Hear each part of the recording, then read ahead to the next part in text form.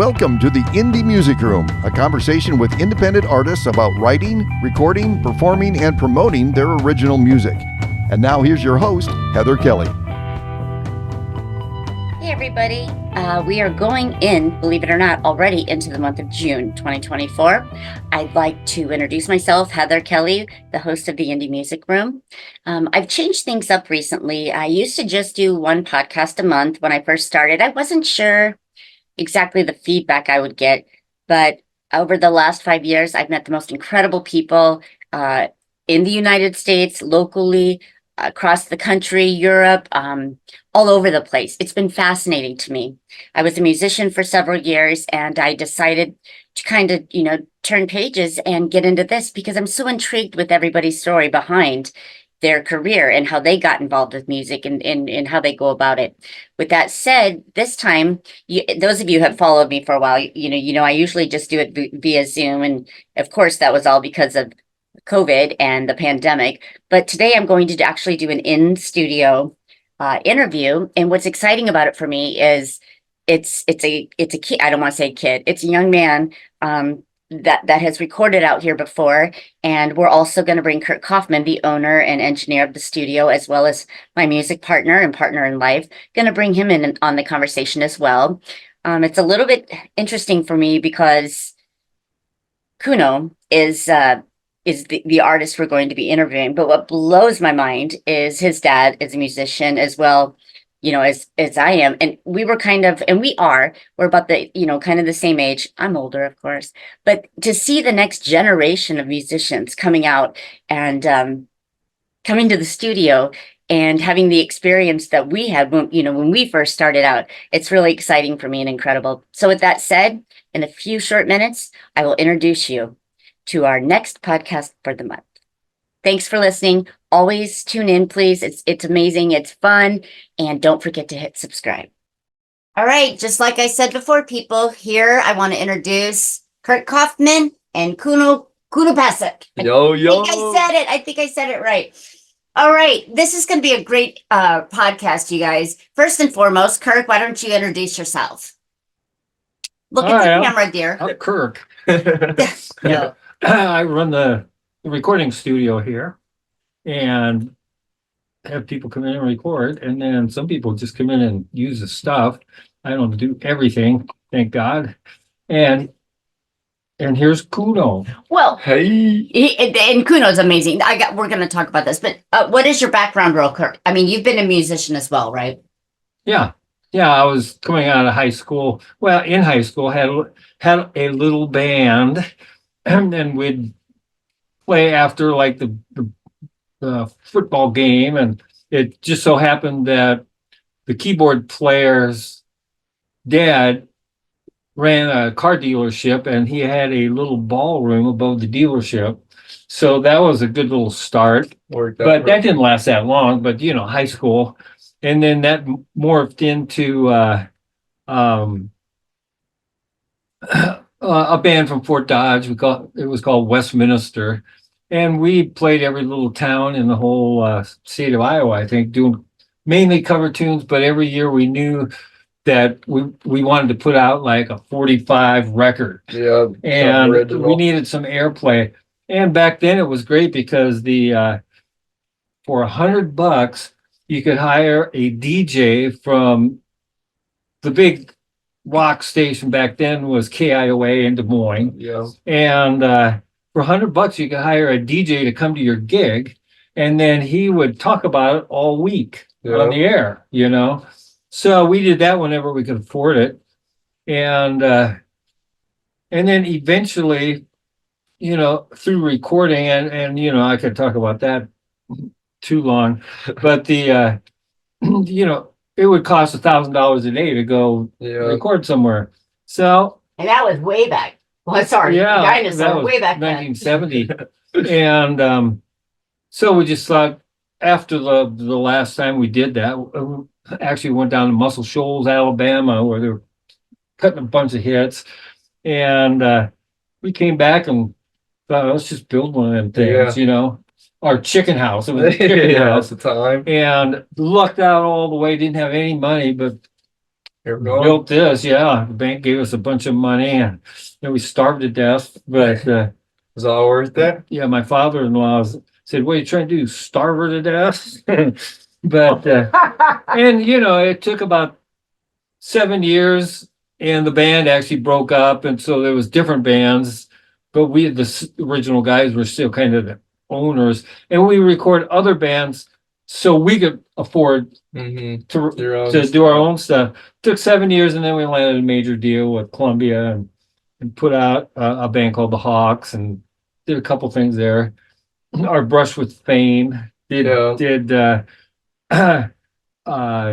probably did everything wrong, but we passed up every opportunity that could have happened.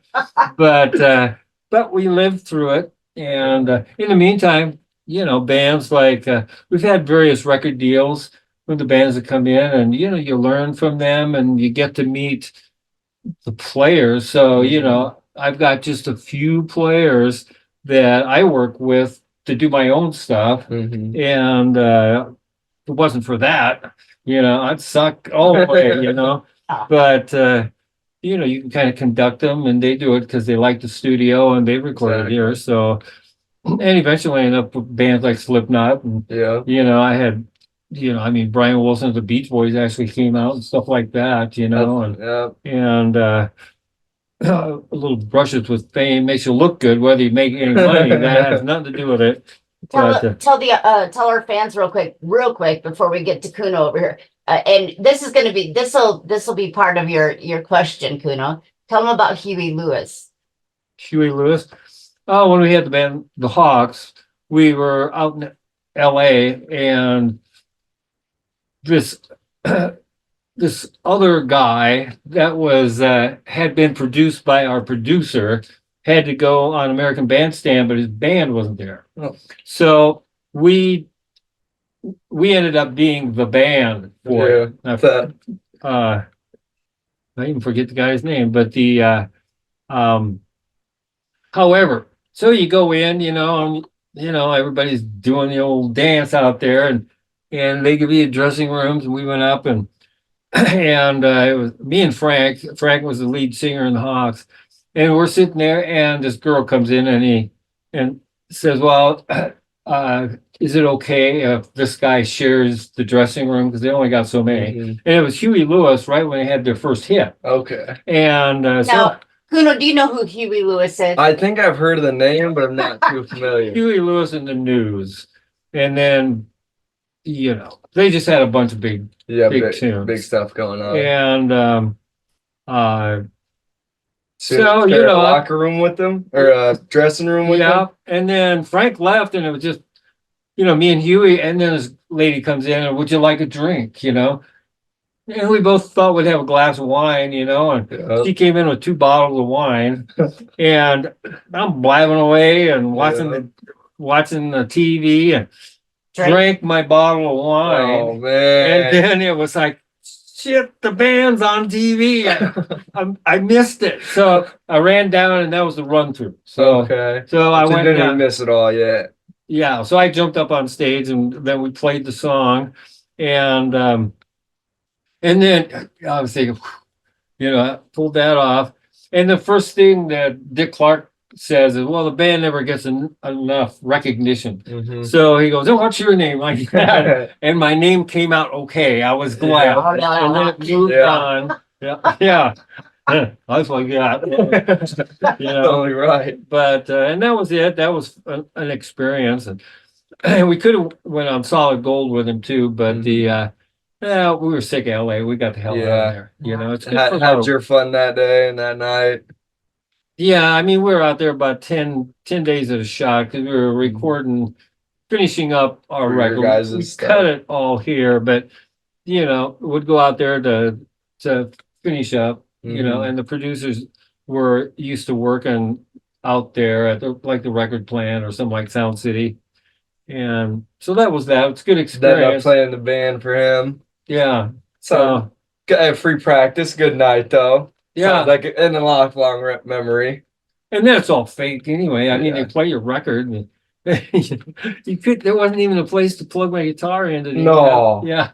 That's the Oh. worst. That's the worst. You got I tied it on. so Kudo, tell me, I know your dad's a musician, Bronson, and we know him well, but tell me, what you're only 20 years old here. Yeah. So tell me, growing up, your dad had recorded here. Tell me what your thoughts were about Kirk and where you started into where you guys are today. How'd you know Kirk, and do you know like what he's done in the past? So I guess as a kid, I was never really into the music like that. At least when I was coming out here with my dad. I remember coming out here when I was a kid, probably 13 years ago now, maybe 12, 13, 14 years ago. And I remember actually coming down in that room, and watching them make some music.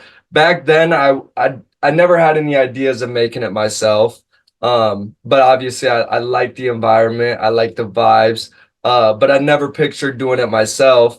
But then I don't know, I'd say maybe when I was like 13, I had gotten a notebook, and I started playing some of my favorite songs, some of my favorite music. Actually, not a note like the dinosaur ages, not a paper notebook. You're talking about electronic. Okay. Well, no. So at this time, I'm talking about paper notebook. Okay, good. Yep. Okay. Ballpoint pen, Got it. paper notebook. And like I said, this was probably 8 years ago now that I'm talking about. I was probably 12 or 13. And I remember getting a paper notebook and a pen, and I would listen to my favorite songs, so my favorite music. So I remember back then it was like Mockingbird by Eminem. There was a few songs by Lupe Fiasco that I would listen to. And I remember I would listen to them over and over and over again, and to where I would start writing down their lyrics onto a piece of paper.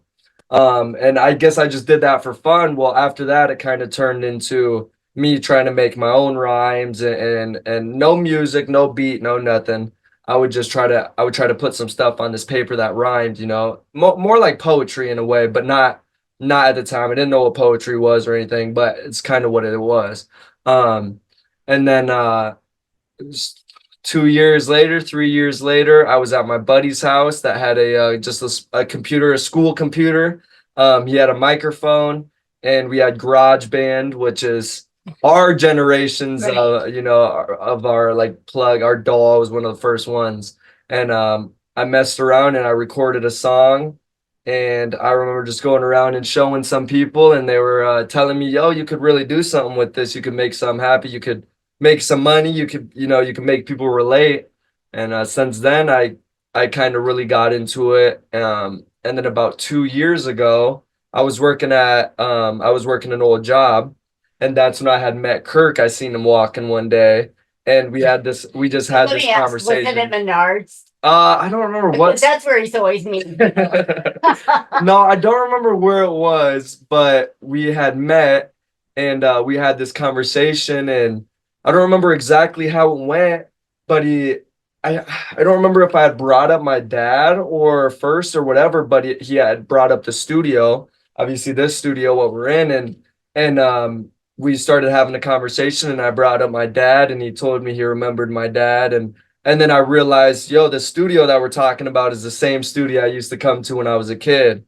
So then I ended up coming out here for the first time and recording a few songs. You played something for me. Yeah, I played a few. And I was thinking, that sounds pretty damn good. Yeah, I remember showing Kirk the first song. He was sitting there holding my phone up to his ear, listening to it. That means he really liked it, because he don't do that for everybody. It sounded that good, really. Exactly. The microphone sounded good. Yeah, and see, my generation these days, we kind of have it really easy, instead of coming in here and plugging in a guitar and a drum set, and plugging in a microphone and doing it all live, or running it through the board and getting your reverb and your compression off of these plugins. It's all electronic now. So I just came in here. I showed him the song. He invited me out here. I came out here, and then I recorded a song for the first time, and I remember sitting back in the back room and just having a conversation, getting to know each other, and here we are 2 years later. to me it blows my mind. Again, when I did my intro today, everyone, I mentioned to you the generational value of this studio, Junior's Motel Recording Studio. It's got so much history, and I mean, you probably didn't even know what the hell analog was. I No. mean, 2-inch tape, that's what we still use to this day here. And Kirk, obviously, Kuno said you listened to his first song, like his demo via phone. Now, let me ask you this. When he did finally get in here to record and he did his first, what I would say, project with you, how did you feel he did? And did you still hear the potential, or were you like, what the hell? No, I thought it sounded good all the way through, Yeah, yeah, yeah. So And how do you create your, I guess nowadays, how do you create your background, your backtracks? Yeah, so it's a lot different. And this is kind of what I was talking about a little bit earlier is we kind of got it really easy compared to, kind of what was the move back in the day. So instead of, having drums and somebody playing a guitar and now you're making a melody out of this, and now here let's throw in some drums. It's as easy as let me go onto YouTube. At least when I first started, I would go up to YouTube and if say you have like a favorite artist, right? So mine's one of my favorite artists right now are Polo G. I'm not sure if you're quite familiar with him, Nope. but he makes hip hop music, rap music, and it's similar to kind of my style, or my style is kind of similar to his. So I'll just go on YouTube and I'll type in Polo G style beat. And from there, they kind of come whole. And that's kind of why I say it's almost a cheat code, because instead of making our own sound and making our own music, these beats already come made and composed. So all I have to do is pay a few dollars to lease the beat. I'll throw it onto my MacBook, and from that point on, I just rap over it. I kind of write my lyrics and build it around the beat almost. So instead of all of my music now is made around the beat instead of the beat made around the song. It's kind of backwards than what it used to be. No, I understand that, because when you have a beat, believe it or not, I have a what, $99 piano back there, electric piano back there, and I would play with those generic beats, and sometimes that would create an idea in my mind, and that's Yep. what I wrote around. So I understand Exactly. that. I think that I was more apt to create that way versus writing, a sappy poem and then try to put it to something. That's pretty cool. I like you've got the first song, we're going to talk about was called Hit the Road. And I know I've heard it, and I know it's somewhat about your family, but I also, one thing I want to say, what Kirk mentioned was, your lyrics. Your Yeah. lyrics are more relatable than some, Exactly. some people that have frequented our studio. Tell me a little bit about Hit the Road and where you came up with that. I like I said earlier, so that one was one of those ones where I'm just scrolling the internet trying to find a beat, that I like, that I would like to make a song over. And sometimes I run into this problem where I'll have writer's block and it's kind of hard for me to write. So I'll kind of force myself to listen to some beats and some music and stuff like that to kind of boost my inspiration, give me some ideas. I just remember going on YouTube and finding that specific beat. Once you hear it, it kind of already sets a vibe and sets a tone. And I knew I kind of wanted to base it and keep that same feel in it. And there's a sample in it from a Olivia Rodrigo. She's a really famous person right now. She's and I'd say maybe like pop, or I do know that. I do know that. I think I consider her pop. She's a real big pop artist. This beat had taken a sample from one of her old previous songs and threw it in there, and she kind of talks about some stuff about just like kind of hits along the lines of people leaving and coming and going, and I kind of wanted to keep that same feel. So I remember listening to that and kind of reaching in there, and I always try to say stuff and rap, like you said, something that's relatable, whether whether you came from the same struggles as me, or whether you came from the same place as me, or the same time as me. Or not, because I'm saying it's universally. Exactly. Yeah. It's universally. So I try to make it so you don't have to go through all the same stuff as me, or see the same stuff that I saw to relate to it. You know, I want almost everybody to feel it. So I remember with that one, I really dug deep, and I just kind of talked about some subjects that I felt, you know, were a little off in my life at that time. And I almost use it as a therapy session, you know, almost as instead of talking to somebody about my problems. It's way cheaper. Exactly. Way cheaper.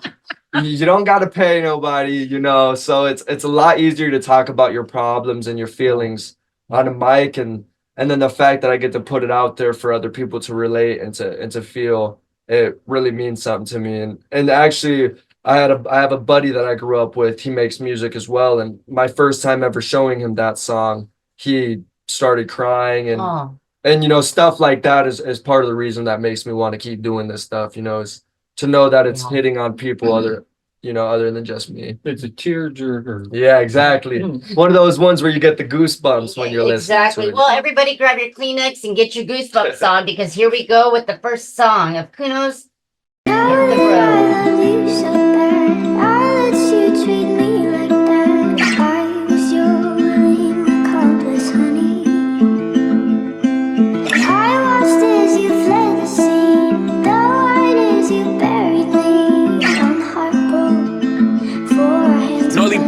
Look, baby, let me hold you tight. Now that I got you for life. Now that I got you, you're forever alright. Now that I got you, you're forever alright, forever alright. Got my brothers with me and they by my side. Yeah, if we riding and they wildin', it's a homicide. I don't know why I keep on talking, I ain't trying to die. But I'm a man, of my word, and I filled up with pride. And we begin to that bag in, get that bag in. Now we out here going crazy, no we ain't acting. How the fuck they say they want it? You know they cap it. And you know we out here going crazy, we make it happen. Only worry about a paycheck. I remember back then shopping for checks that pay less. My life is like a chapter book, I ain't on that page yet. I'm still gon' make it, it ain't too late yet. You know I got you to the very end. I knew it from the first time that I grabbed your hand. I had to make room for you and all my future plans. You never missed a beat of show, you're my biggest fan. I know you remember all them days that I was sad as fuck. And I came down to the basement and you had lift me up. I had nothing to lose or live for, I was dangerous. I know my siblings remember the day DHS came for us.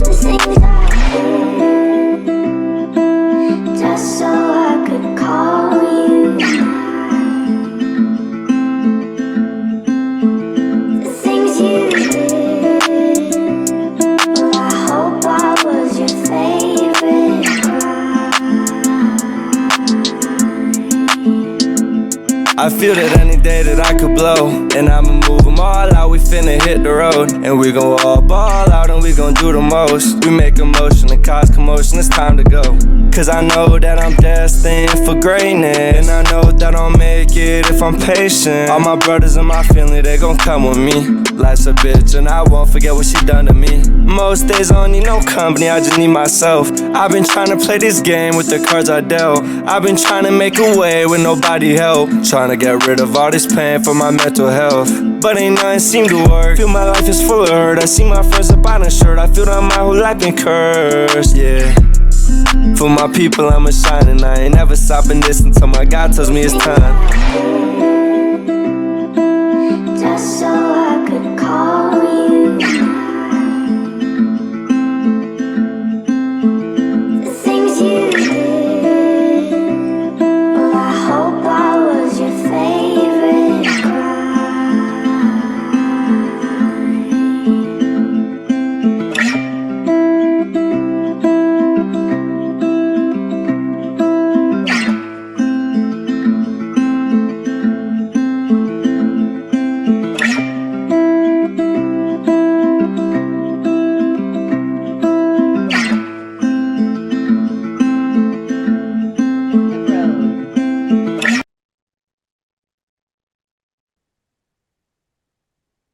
Kuno, Hit the Road. I think everybody can relate to that. I mean, I do agree. I mean, Kirk, you were right. when you said that his lyrics, like the way, and also, man, how do you get that?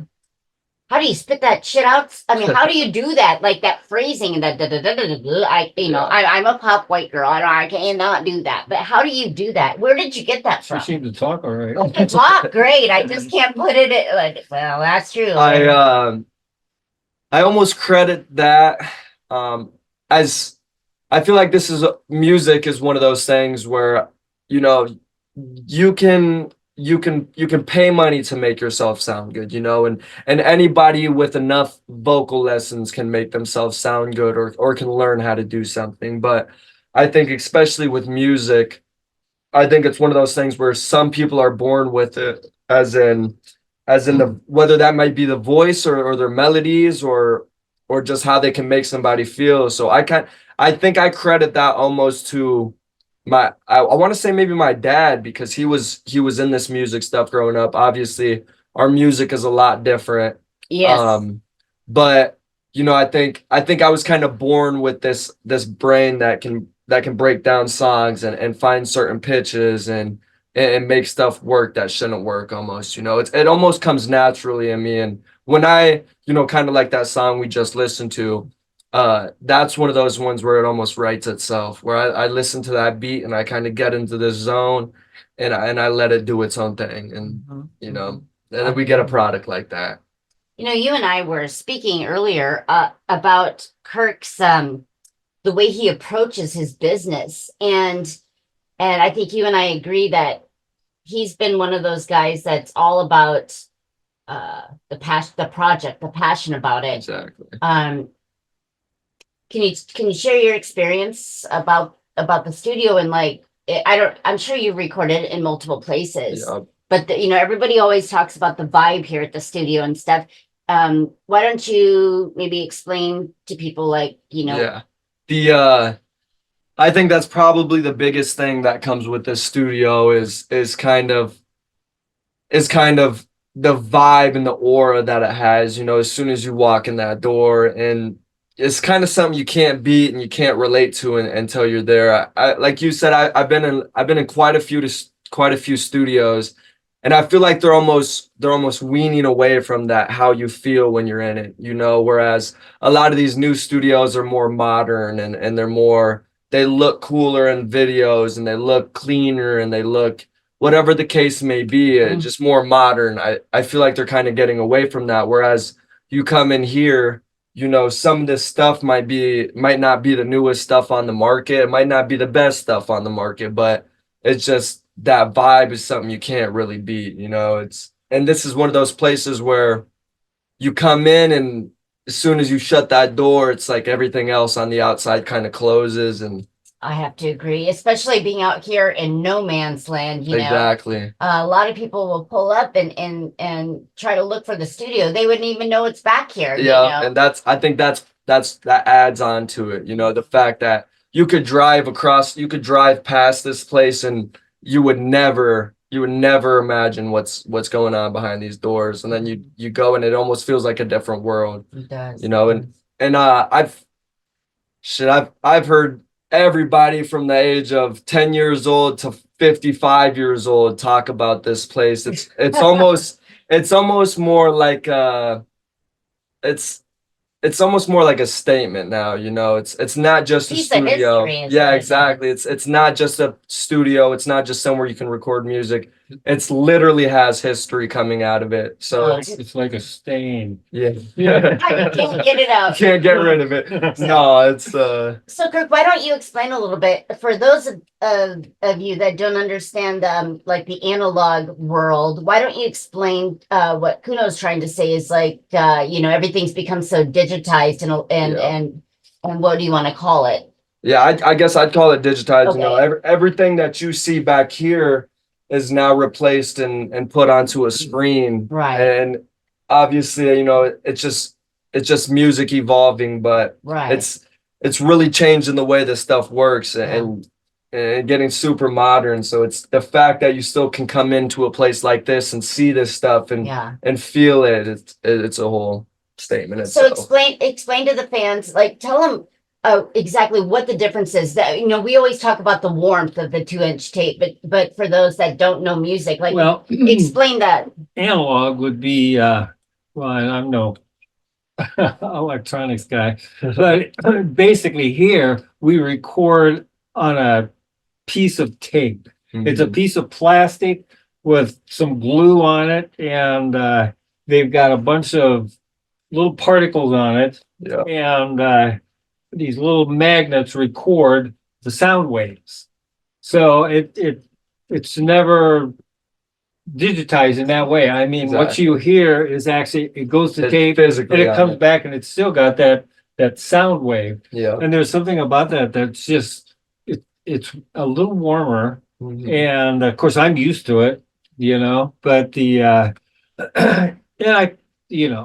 but who wants to drag a 600-pound 2-inch tape machine around? Yeah. And so I wouldn't advise it. But Why don't you show the people exactly what the 2-inch tape looks well, like? this is a piece of tape, and basically it's recorded right on this stuff. Okay. And the good thing about this is, it's not gonna crap out. We'll say. Exactly. It's gonna be here if you ever have, after years, I guess the glue can kind of harden up a little bit. And what you have to do is, if you need to use that tape, you can put it in a dehydrator, Okay. and it warms it up and it dries that glue back. Yeah. So you're good as new. And then you can drop it on a new piece if you want to do that, but you never lose the actual thing, And again, it comes from the tape machine, comes out of the board, and then you hear that just like it was, and it's Exactly. a warmer sort of feeling Yeah. instead of the all chopped up little bites. However, once the digital got up into the higher bit rates and stuff, I was okay about it, Yeah. So Yeah, I don't really mind it. Yeah. But at my age, I'm not gonna go digital. I mean, there's a little 10-year-old kid that Yeah. kick my ass on that. that's it. It's accessible now to everybody, and it Yeah. just depends. A lot of my guest artists on here, they do that as well. They create their own music. I'll tell you the difference is the people that take the time to learn the software, learn everything about it, learn, those are the people that I find impressive, because a lot of anybody, I mean, can be a You do whatever you can to get it done, Yeah. Yeah, exactly. But You don't want to, it's like if you get in a band, you don't want to become a sound man. Yeah. You got to still write those songs. and Exactly. Go back and play your instrument. You got to Yeah. kind of remember what your main thing is. But anyway, I think that's part of the one of the biggest problems that I'm starting to see in some of these newer studios, or just even in modern music, is kind of the passion for this shit is disappearing. It's kind of fading. Where, as kind of what you were saying earlier, people, thankfully there's still people like Kirk out here that aren't just in it for the dollar, or that aren't just in it for the money that they make after the project that they put out.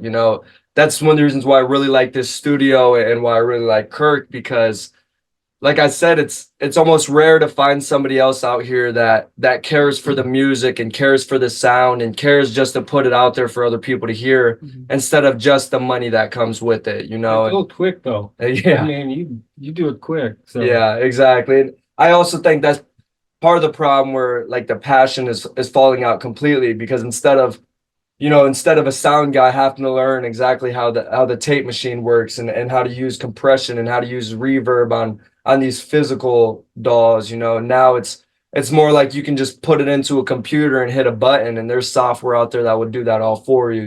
It's kind of taking the love out of things. I feel as if just it becoming more digitally. It's definitely not as intimate and not as real as it used to be. And the sound, like you said, back then it was put on these tapes, so it was that raw sound, to where now a lot of people like to hear the auto tune and like to hear the pitches that they want to hear, instead of when back when they were making a lot of rock music and stuff like that, that's just straight vocals. That's noise that you can make from these instruments, to where now we kind of build the noise to what the audience wants to hear. But there's some good stuff coming out. Definitely is some good stuff coming out. Some People good brought sound up with that. Yeah, they good don't know sound the and difference. stuff. They don't need to know. All right, with that, you guys, we will be right back. The second song tonight or today or whatever time of day you watch the podcast, it's called Through the Night. We'll be right back with you.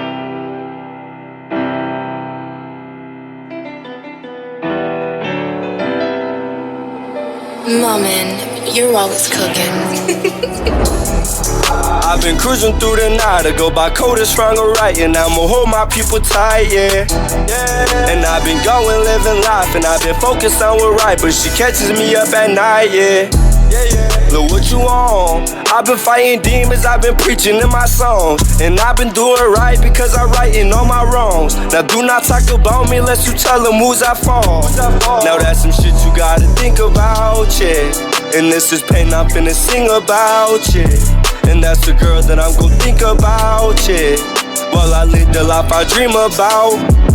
Ain't that so crazy? That bitch, she try to play me. I try to give my heart away, but she just want a baby. I try to go to sleep at night, but she calling me lazy. I try to put that work in, but she ain't trying to raise me. Like what the hype about? I be talking about my life and everything I say is facts. Why you motherfuckers capping, just trying to find something to rhyme about? Yeah, just trying to find something to rhyme about. I put that work in, cause I've been out here hurting. Figured I was destined for nothing and I was worthless. I was going crazy, was popping all them perkies, till I hit the booth and the universe started working. Working in my favor, changed the way that I had see. One for sipping E&J to dumping Hennessy. One from bumming, hating life to singing melodies, and having people hate on me to try and fuck with me. I went from having nothing to everything that I had wanted. Went from being bored and skipping class to going shopping. Went from being broke and lonely, now I'm out here popping. Leveled up from hitting licks, finessing in a robbery, yeah. What? Like what the business is. Making money, making songs, I got the quickest flip. And I be talking about real facts, I ain't just talking shit.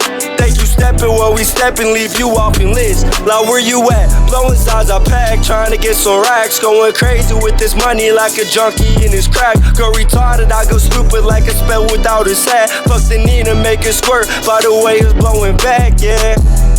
Bitch, I'm a changed man. I changed my route, I leveled up, I got the same plan. You snaked me out and shook me up, bitch, with the same hand. You switching lanes over $1, now imagine bands. Cause I've been cruising through the night, I go by coders wrong or right, and I'ma hold my people tight, yeah.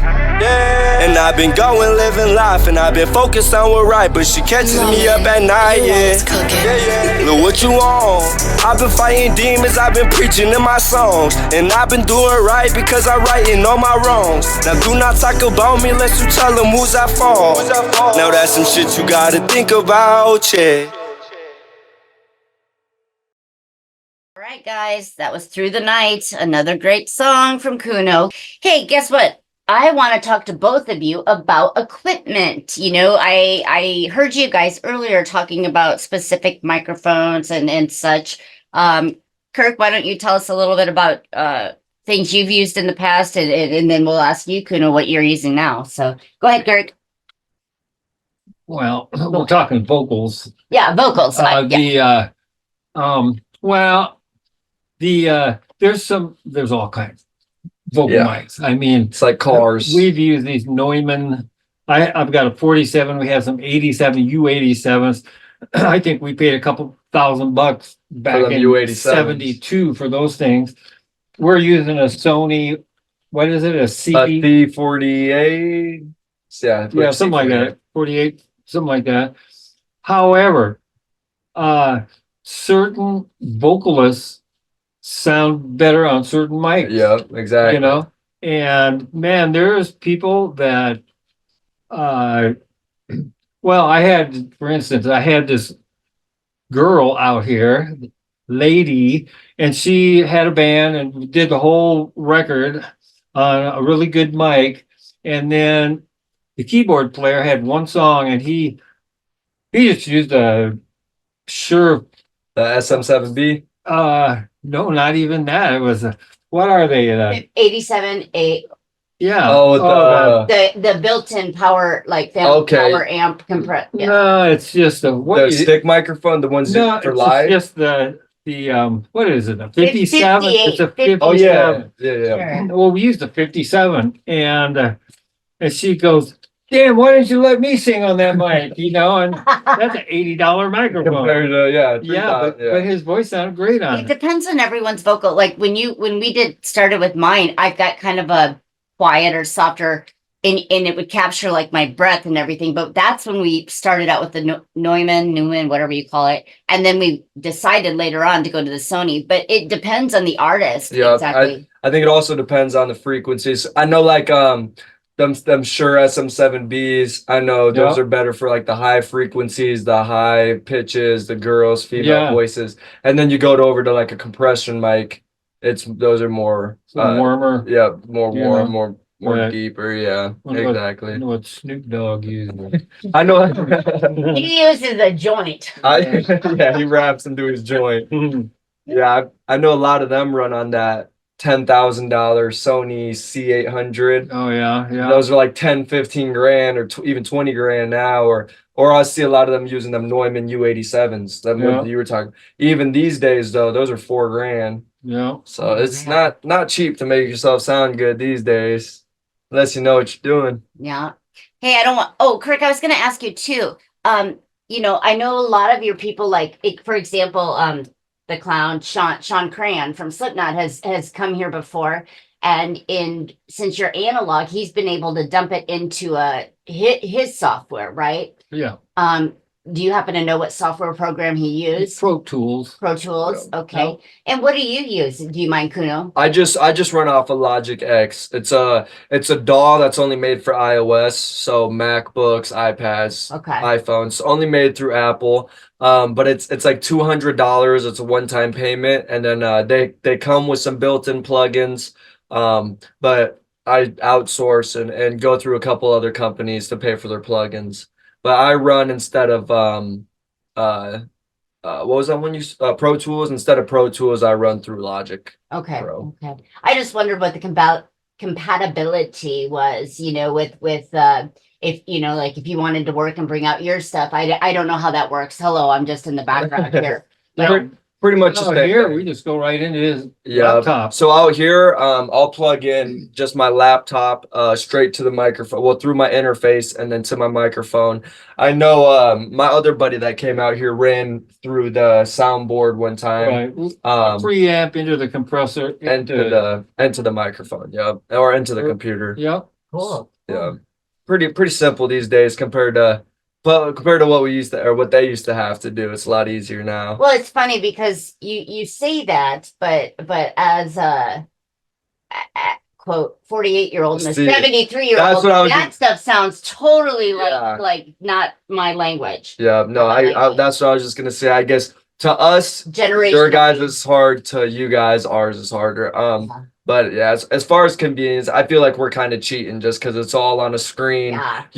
That tape recorder, this table right here, all these compressors and reverbs, and all that's built into just one little screen. To whereas in here, all these separate knobs do something. But you can take it home. Yeah, plus keep working on it. Yeah, and that's, you don't have to be in here to get all that. Right. And today, like we were talking earlier, it's so expensive to try to get like actual studio time. So I mean, that's a benefit for sure. I will tell you from experience, Kirk will set me up in here. Like if I never wanted to cut vocals when somebody was watching me, so he would set me up. And if I hit one wrong button on that whole board right there, all those buttons, it could mess it up. And then he would have to go through and go, what the hell did she do? Now you got to backtrack. What button did she hit, So I think it's great that they've at least simplified and made the sounds better and the programs better. Yeah, I think it just depends on who you ask. There's a lot of people that you can ask that will still vouch behind this stuff. And even me, I'm not too familiar with some of this stuff. But from what I've learned and from what I've seen myself, I don't think you can quite replicate the sound off of this physical stuff Yeah. onto the analog stuff. So I think there's its pros and cons. Some's better, some's worse. Just The depends. digital is really clear, Yeah, you know, because they have all that. It's cool. Yeah, Well, digital it's is kind of like, I mean, honestly, it's kind of like playing the old vinyl on an old record player Compared to versus a MP3 a Bluetooth or speaker. Yeah, right. yeah. I think but I don't. For certain projects, certain voices and stuff, I think that real and that rawness feel that some of this stuff will give it to it is kind of a necessity. So it has its pros and cons. I think it all just depends on the style of music, the artist, and all that. And then you can drop it into your Pro Tools. Yeah, exactly. So You that's another thing is you can run it through all this and use all this and then drop it into our software and then edit it from there. So it's just how much you really want to compose it, how much you want to play with it and get it sounding good. And like I said, it also depends. My setup is not gonna be what a rock band could use. A rock band couldn't come to what I do and record their music off that, but they could come in here and record in here. So Yeah. I think it all really depends on the artists and what they're doing and type of music. I have to say, when those certain bands that come through and they've got their amps cranked to 10 and the guitar players, man, I can hear it upstairs in that 11 window sunroom upstairs. So there is a difference for Yeah, sure. exactly. We are at the end of this podcast today. We're gonna go ahead and phase out with his last song next up. But before we do that, Kirk, why don't you tell people like what's your next project and what's next for you coming up? I'm gonna mow the lawn. I mowed last Yeah, night.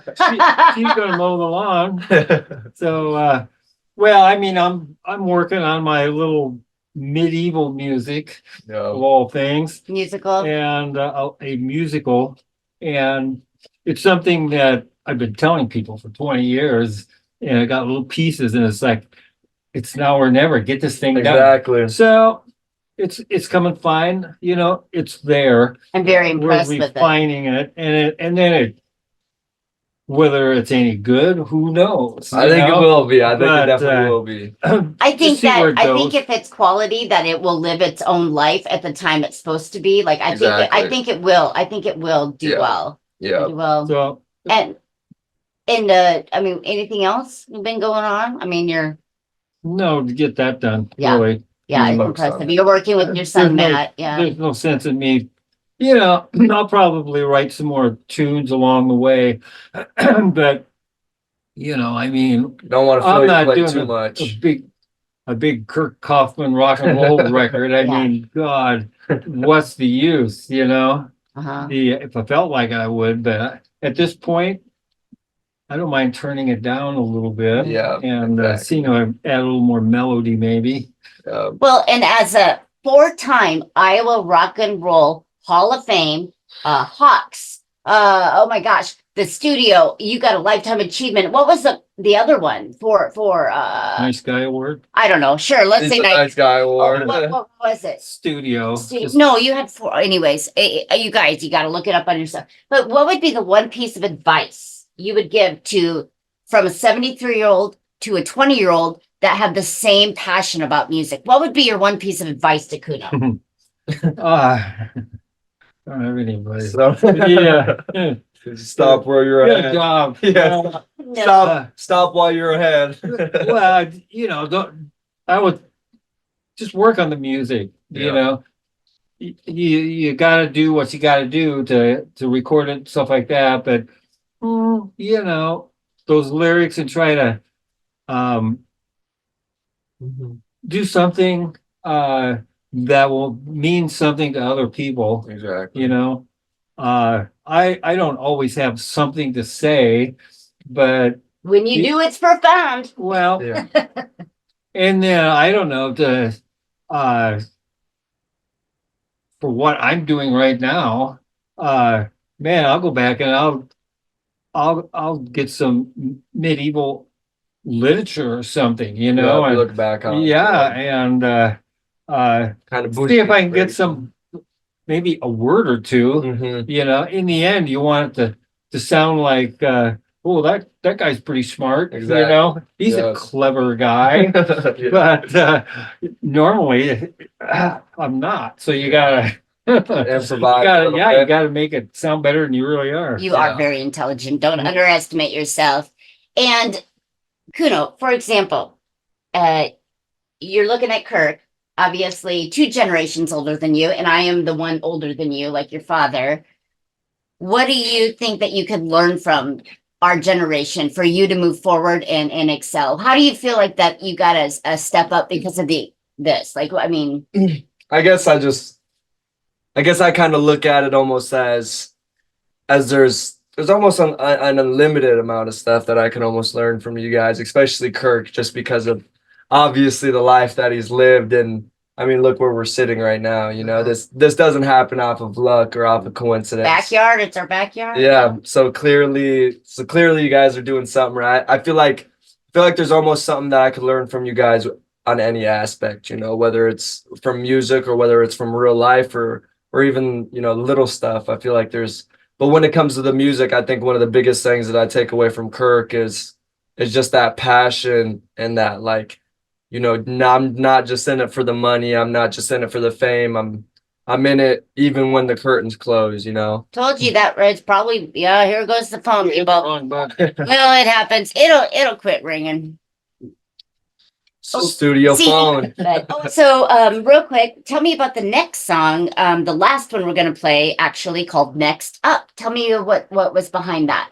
Yeah, so that one, I guess you can almost hear it in the title. I made this one. Oh yeah, mind you, all of these except for the first one that you guys heard, the Hit the Road, the Through the Night, and the Next Up, the one we're about to listen to. Those are from when I was like 16. You know, Wow. 16. Both of them were before I was 17. But that Next Up. And you talk as if you're so old. Yeah, okay? I know.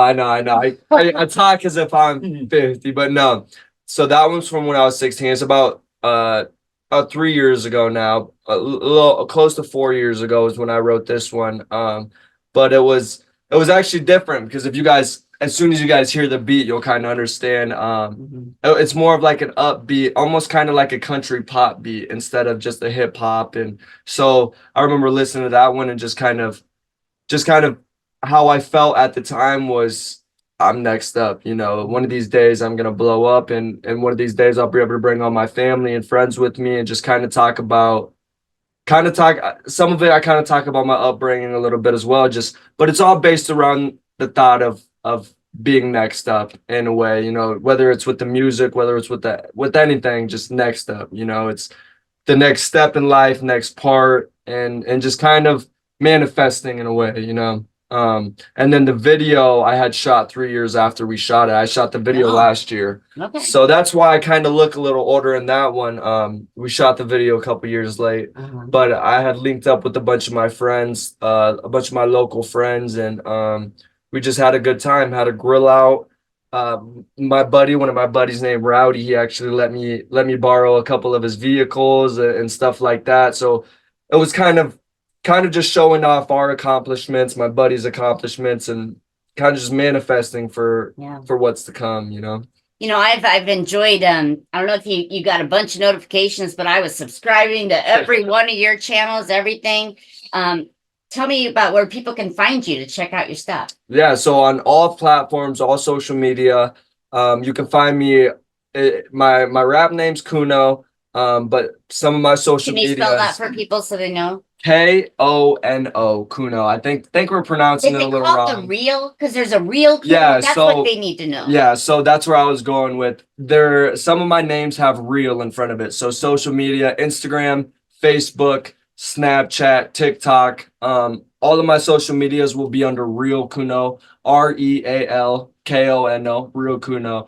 The real is not part of my name. That's kind of just to let people know, like, yo, this is the real page. This is the real Kuno. I don't blame you. There's so many, yeah, people, exactly. I get it. So it just kind of to pick me out of, instead of like the fan pages and stuff like that. That's my official page. You can tell by being Real Kuno. But you can find me on all platforms: YouTube, Spotify, Apple Music, Pandora, anything you can listen to the radio on, anything that streams music, you can find me under Kuno, Kono.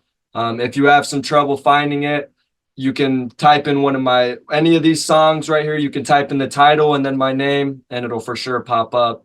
So yeah, any platform under Kuno, you can find some professional music videos on YouTube, stuff like that. They're great videos. They're great videos. Thank you. Yeah, shout out my boy Havoc the Addict. I started shooting videos recently myself, but all my videos that you guys have seen are from one of my brothers named Havoc the Addict. He's out of Chicago, Illinois. He's coming out here and shooting some. So Kirk, where can people find you? Right here. I actually manage Kirk's account. So if anybody's interested to see some of the history or the pictures of the studio, you can go to Junior's Motel on Facebook, and our music, his music, whether it be the Hawks or Hypnosis or Kirk or Happy or what Junior's Army, all of his music is on Spotify and all those platforms as well. I want to ask you guys before we lead out with this last song next up. Well, Kirk, how'd you hear about me? Well, that's another story. We're not gonna. That's for tender ears. Kuno, you know me through your dad, and you've seen my podcast page. Have you done podcasts before? No, actually, guys, this is my first time ever doing anything like this. Awesome. I've turned down a lot just because I felt maybe I wasn't ready or just wasn't the time, or I wasn't the person that I wanted to do it with. But obviously this studio is very special to me. Kirk, Heather, they're both very special to me. They've actually known me since I was in here in the same studio about that tall. So they've known me pretty much my whole life. So I figured if I was going to do an interview or a podcast or just let the world get to know me a little better, I figured this was definitely the spot to start. And I wouldn't have rather done this with anybody else. So I've obviously heard of Kirk. I think anybody that's living in this state right now has pretty much heard of Kirk or Junior's Motel. Definitely around here locally. You ask anybody, they're gonna know about Junior's Motel. So it's honestly my privilege to be in here with you guys. We appreciate it so much. Yeah, I appreciate you guys. Actually, it is our privilege. I mean, we're watching the next generation, take storm, and we are excited for you. We believe in you, and I hope that you will continue to keep in touch with me and let me know about new releases or the next time you want to meet up and tell the people what it's all about. So with that said, everybody, you never want to forget to hit subscribe on all of our accounts, Junior's Motel, Indie Music Room with Heather Kelly, and also Real Kuno or Kuno. You'll find them all over. I mean, it's easy to find. With that said, we're going to go ahead and end this show with the song Next Up. Thanks for listening. Okay. Let's suppose that you were able every night to dream any dream you wanted to dream, and that you could, for example, have the power within one night to dream 75 years of time, or any length of time you wanted to have. And you would naturally, as you began on this adventure of dreams, you would fulfill all your wishes. Yeah. Hey, look. I remember waking up and trying to get that money. I remember waking up to motherfucking nothing. Going out through day without no sleep, and now it's sunny. Forgot that I ain't sleep, cause now I worry about it struggling. Think about the past through my chest up. Think about the money cause I'm next up. Think about my eyes sound oppressed Think about my demons that can't catch up. Look, I'm in that foreign and I'm speeding on my 40. I be squeezing, they be hating and they trying to take me out. The same 40 leave you sleeping, I'ma skirt off in the demon. Wake the town with the exhaust so loud.